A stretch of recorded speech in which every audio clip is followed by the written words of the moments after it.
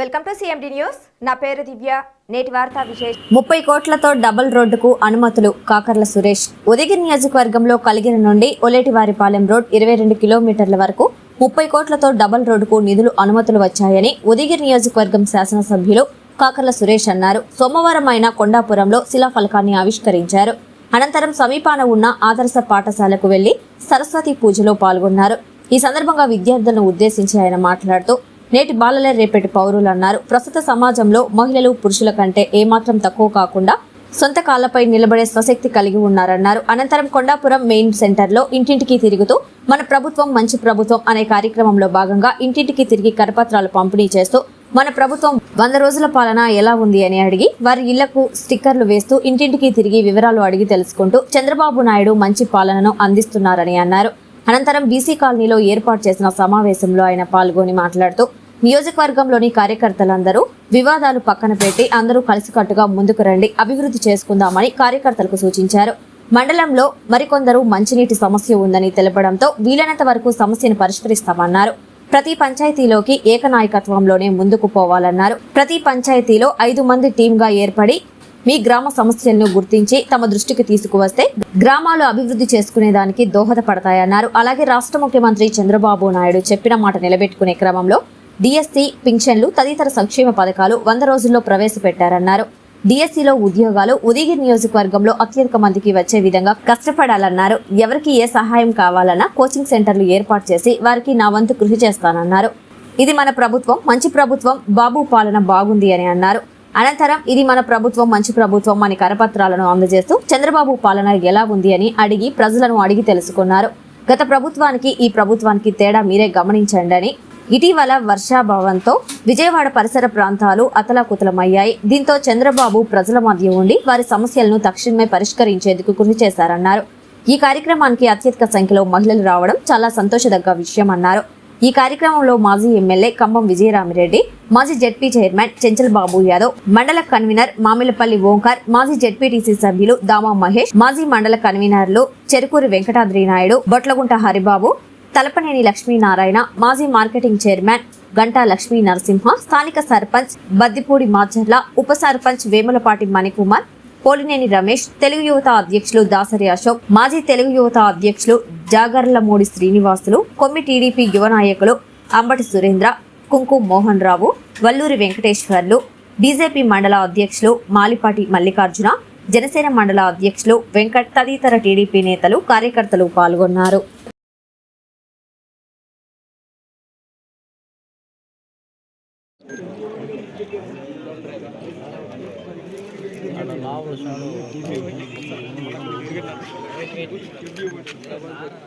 Okay sir.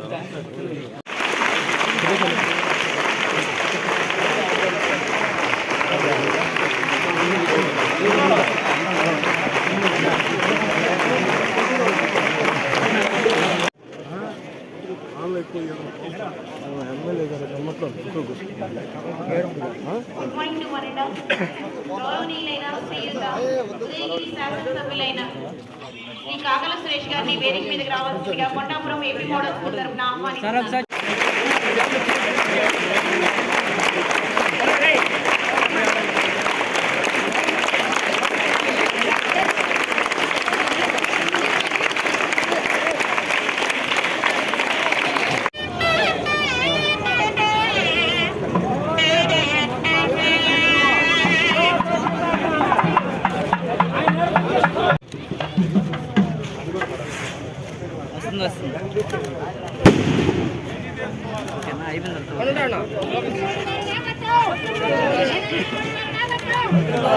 Kakarla Suresh నాయకత్వం, కాకర్ల సురేష్ నాయకత్వం,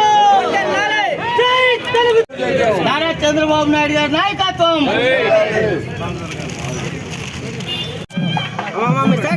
side రండి. Okay sir. ఉన్న వేదిక మీద ఉన్న పెద్దలందరికీ కూడా బీజేపీ మల్లికార్జున గారికి, వేదిక మీద ఉన్న పెద్దలందరికీ కూడా నా నమస్కారాలు తెలుపుకుంటా ఉన్నాను. అలాగే వేదిక ముందునున్న ఎంతోమంది పెద్దలు కూర్చొని ఉన్నారు. ఇక్కడ వివిధ మండలాల నుంచి కూడా కొంతమంది రావడం జరిగింది.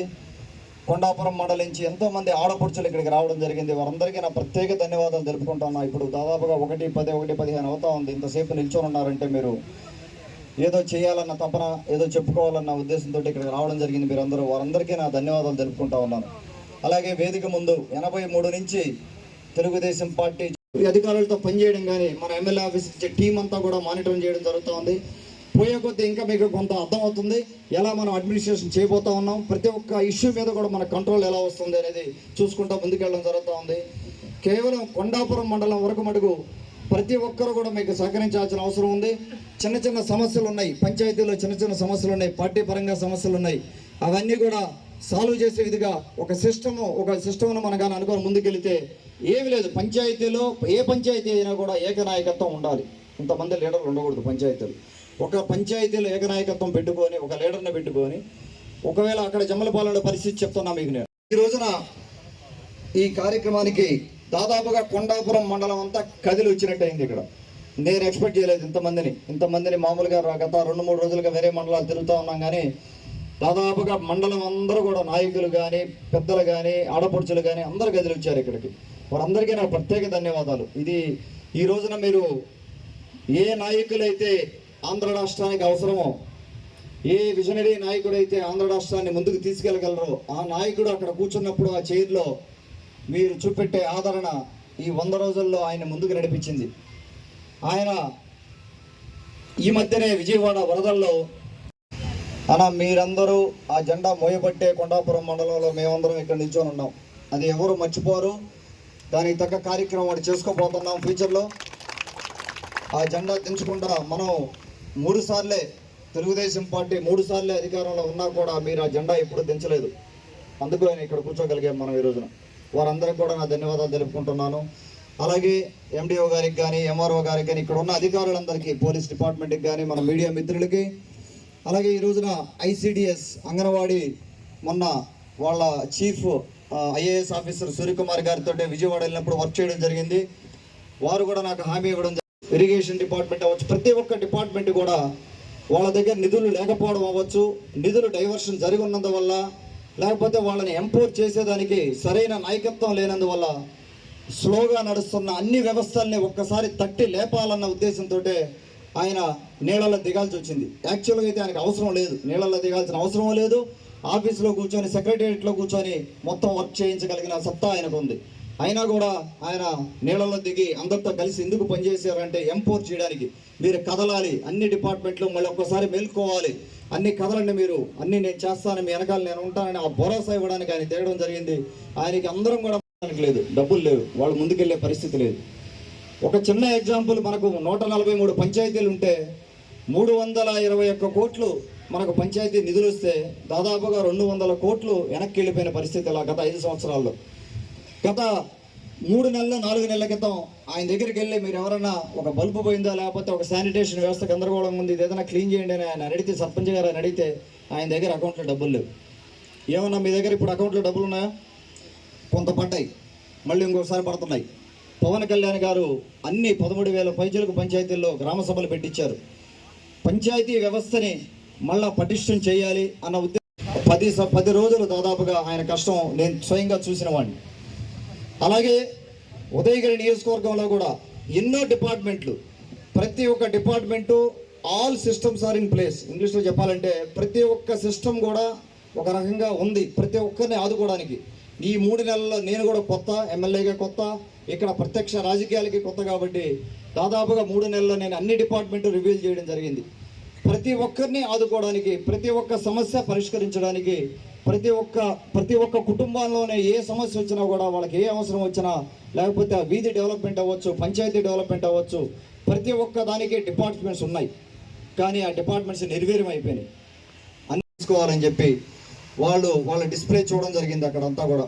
వారందరికీ నాకు ప్రత్యేక ధన్యవాదాలమ్మా. ఐసిడిఎస్ సభ్యులందరికీ కూడా ప్రత్యేక ధన్యవాదాలు. మీరు చక్కగా ప్రజెంట్ చేయగలిగారు, మీరు ఏం చేస్తున్నారు అంగన్వాడీ స్కూల్స్లో అనేది.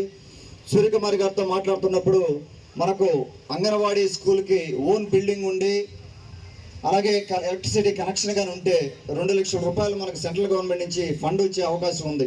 కొన్ని మోడల్ అంగన్వాడీ స్కూల్స్ని చేయబోతా ఉన్నాం మనం. నేను తర్వాత మాట్లాడతాను మీతోటి. ఆ రెండు కనుక ఉంటే ఆ 2 లక్షలతోటే మనం చిన్న ఆర్ఓ ప్లాంట్ కానీ మనకు లోపల బుక్స్ కానీ రకరకాలుగా మనం దాన్ని డెవలప్ చేసుకునే అవకాశం ఉంది. అదొకటి రేపు చేసుకోబోతా ఉన్నాం.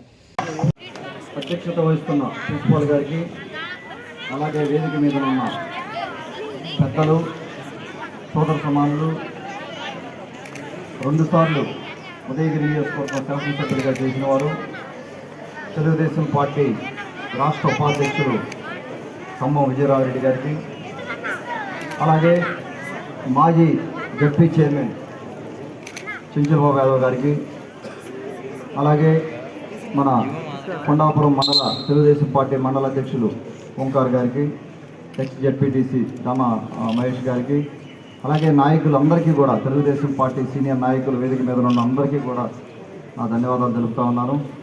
అలాగే మన జనసేన పార్టీ ఇన్ఛార్జీలకి, బీజేపీ పార్టీ ఇన్ఛార్జికి అందరికీ కూడా ఈ కూడా ఇలాగే కింద కూర్చొని గవర్నమెంట్ స్కూల్లో చదివినవాడిని, నేను తెలుగు మీడియంలో చదివినవాడిని ఇంటర్మీడియట్ సెకండ్ ఇయర్ వరకు. సో ఎందుకు చెప్తున్నానంటే నేను ఒక్కడే కాదు, నాలాగా ఎంతోమంది విదేశాలకు వెళ్ళడం కానీ, లేకపోతే ఈ దేశంలో ఉండడం కానీ, మన దేశంలో ఉండడం కానీ, ఎంతోమంది మాతో పాటు చదివిన వాళ్ళు, నా బ్యాచ్ వాళ్ళు ఎంతో ఉన్నత స్థానానికి వెళ్ళిన వాళ్ళు ఉన్నారు. మల్టీ బిలియనర్స్ ఉన్నారు. రకరకాల రంగాల్లో రాణించున్నారు, అమెరికాలో కూడా. ఇంకొకటి నేను విద్యార్థులకు చెప్పేది, మా చిట్టుతల్లులకు అందరికీ నేను చెప్పేది ఏంటంటే, ఇక్కడ ఉన్న వాళ్ళందరూ కూడా